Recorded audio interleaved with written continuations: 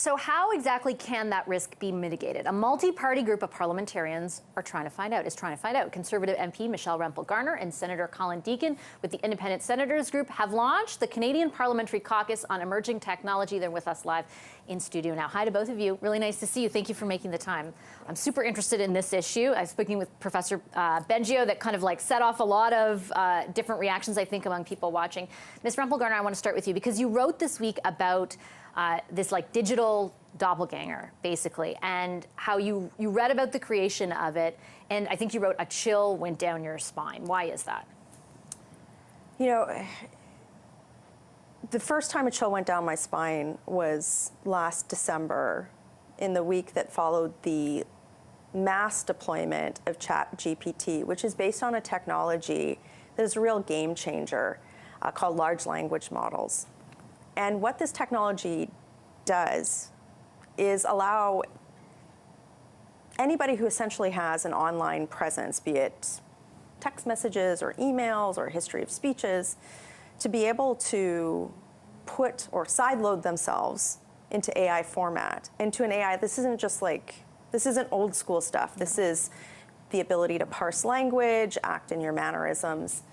And we don't really have rules on how that happens or who can do that.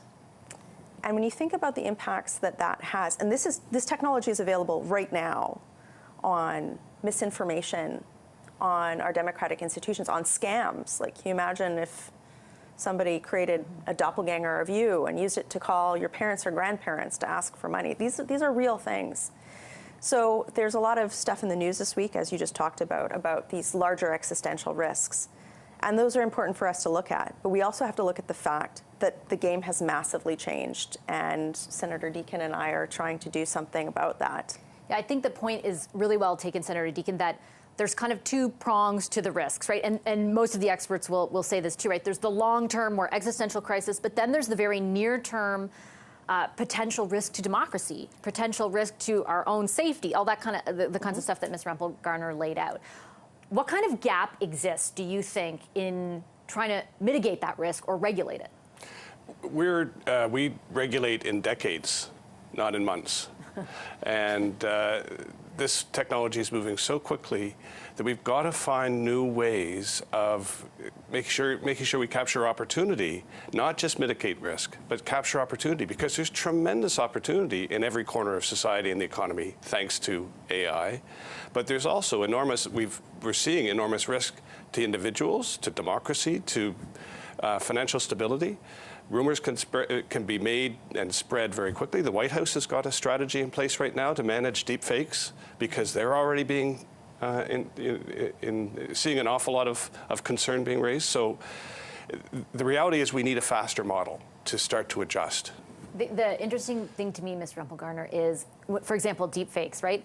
The more you read about AI, you realize deepfakes is like last year's problem, 100%. Right? And that next year's problem is coming as soon as tomorrow. Like, I've never seen anything sort of evolve so quickly before our eyes. And I wonder how difficult you think that might be for government, because the one thing it's not known for is moving fast. You've really hit the nail on the head here.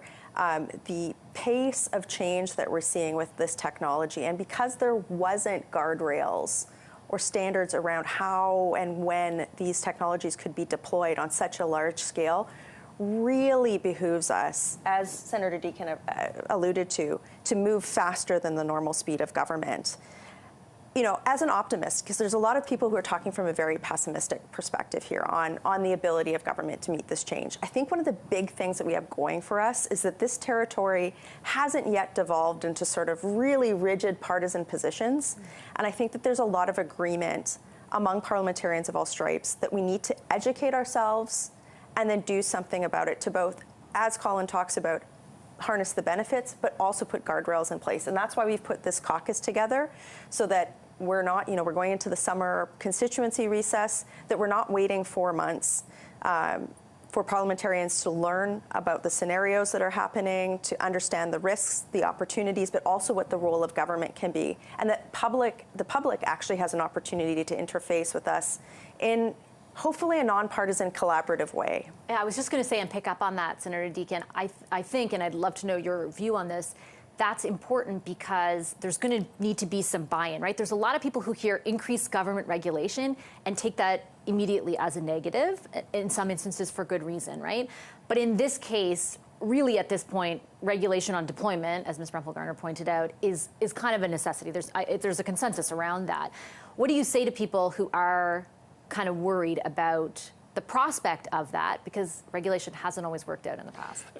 I'm a real believer that we can use a lot of lessons from standards, certifications, and codes of practice, which can be developed by amongst stakeholders with government at the table, but government using those as a way to move regulation in a more agile manner and a more rapid manner, and to make sure. What does that mean in layman's terms? Can I ask? In layman's terms, what it means is a standard is ISO. Everybody knows about ISO 9000 standards, and their businesses do things the same way. It's a process that's defined. You write out what your process is. You write out what the process is supposed to achieve. It's all clearly defined. Everybody follows the same process. And then you get a USB plug that goes from computer to computer to computer. That's based on a standard.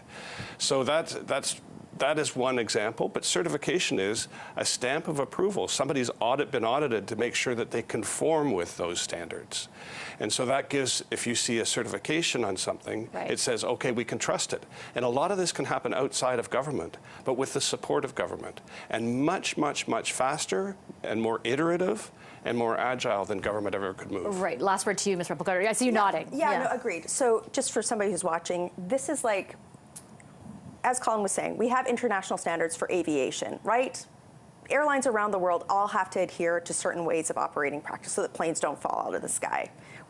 There's a lot of people who are saying we could do the same thing with AI.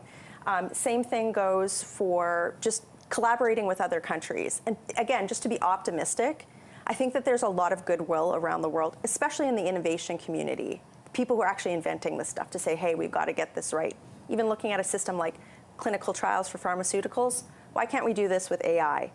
Why can't we test things before we deploy them? So I'm pleased to say that we've got a group of really talented parliamentarians from all political stripe working on this issue, and we'll have a lot more to say to the public and to you in coming months. I look forward to checking in again. Thank you very much, both of you, for making the time. Michelle Rempel-Garner and Senator Colin Deacon.